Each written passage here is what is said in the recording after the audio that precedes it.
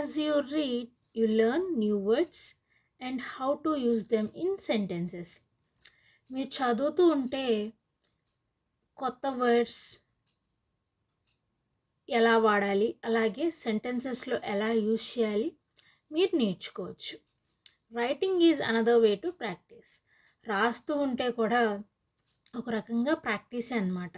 Write about your day, family or anything you like. ఈరోజు ఏం జరిగింది, మీకు నచ్చిన సింపుల్ వర్డ్స్లో మిస్టేక్స్ అయినా రాసుకోండి. అలాగే మీ ఫ్యామిలీ గురించి రాయండి.